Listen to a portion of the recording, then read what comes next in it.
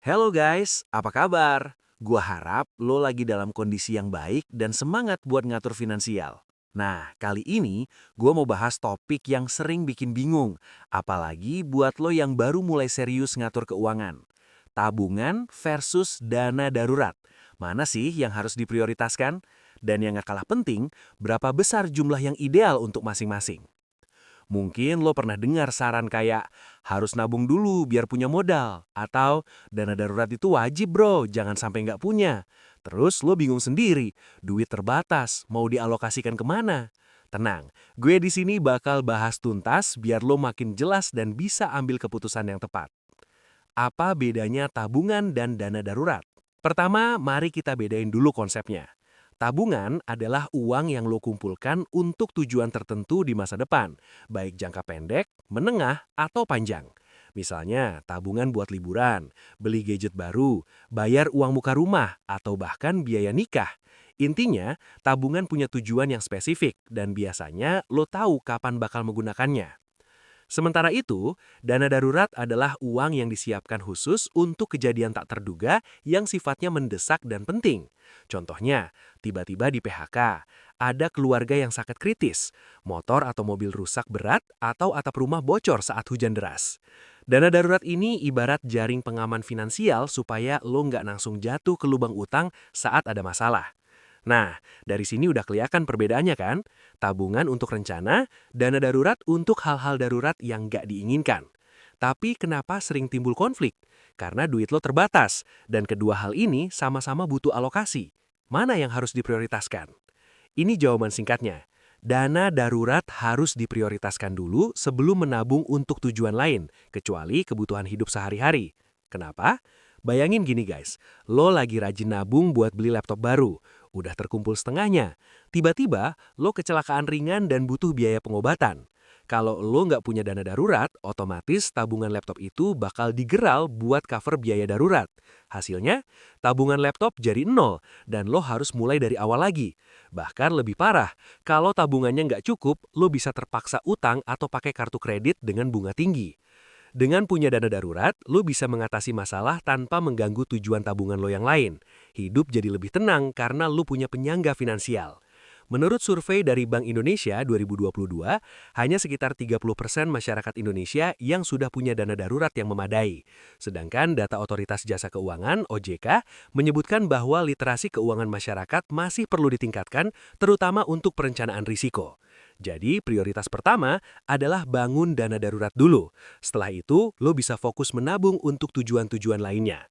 Lalu, berapa besar dana darurat yang ideal? Nah, ini pertanyaan yang sering muncul. Besarannya nggak sama buat semua orang guys, tergantung dari kondisi dan tanggungan lo.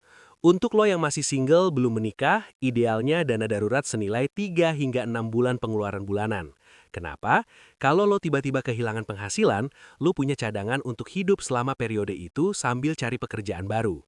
Hitung total pengeluaran rutin lo per bulan, makan, transport, sewa kos, listrik, pulsa, dan lain-lain.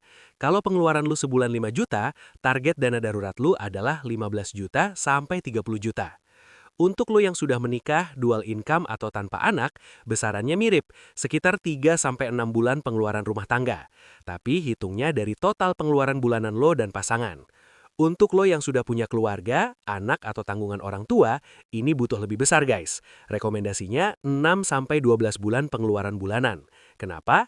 Karena tanggung jawab lo lebih besar, risiko kesehatan bisa lebih tinggi, kebutuhan anak harus tetap terpenuhi, dan masa pencarian kerja baru mungkin lebih lama karena perlu penyesuaian. Untuk pekerja freelance atau penghasilan tidak tetap, bahkan lebih penting lagi, disarankan minimal 9-12 bulan pengeluaran. Penghasilan yang naik turun butuh bantal yang lebih tebal buat jaga-jaga di bulan-bulan sepi. Cara ngumpulinnya gimana? Nggak perlu sekaligus. Lo bisa sisihkan sedikit demi sedikit dari gaji atau penghasilan lo setiap bulan. Misal, 10-20% dari penghasilan lo dialokasikan khusus buat dana darurat sampai targetnya terpenuhi. Lalu, bagaimana dengan tabungan? Setelah dana darurat, apa prioritasnya? Setelah dana darurat lu cukup atau setidaknya udah jalan proses mengumpulkan, baru lo bisa lebih leluasa menabung untuk tujuan lainnya. Nah, di sini lo harus pisahkan antara tabungan untuk jangka pendek dan investasi jangka panjang.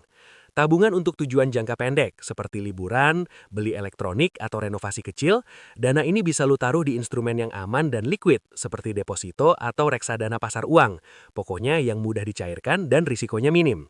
Investasi untuk tujuan jangka panjang lebih dari 3 tahun, seperti pendidikan anak, beli rumah, atau dana pensiun.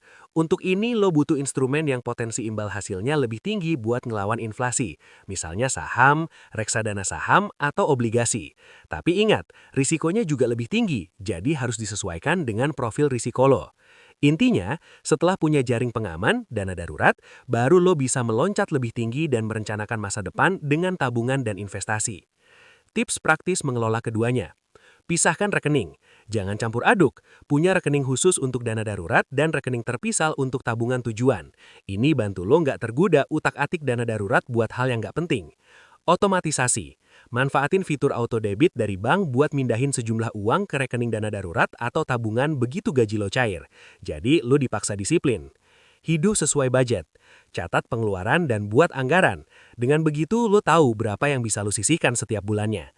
Banyak aplikasi finansial yang bisa bantu lo. Review berkala. Cek kondisi dana darurat lo setahun sekali. Kalau pengeluaran bulanan naik, misalnya karena punya anak, maka target dana darurat pun harus disesuaikan. Jangan disimpan sembarangan. Dana darurat harus mudah diakses saat darurat. Jangan diinvestasikan di instrumen berisiko tinggi atau yang pencairannya sulit. Rekening tabungan biasa atau reksadana pasar uang bisa jadi pilihan. Kesimpulan. Jadi guys, kesimpulannya gimana? Prioritas utama adalah dana darurat. Bangun dulu jaring pengaman finansial lo sebelum menabung untuk keinginan lainnya.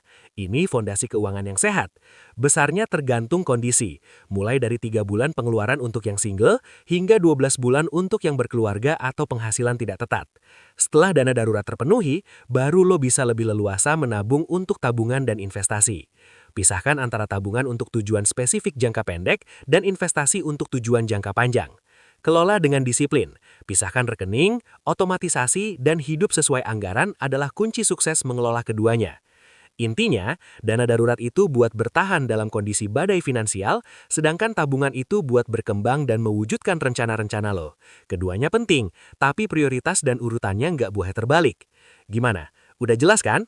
Mulai sekarang, yuk evaluasi lagi kondisi keuangan lo. Udah punya dana darurat yang cukup? Kalau belum, jangan panik. Mulai aja dulu dari yang kecil, yang penting konsisten. Ingat, perjalanan 1000 mil dimulai dari satu langkah kecil.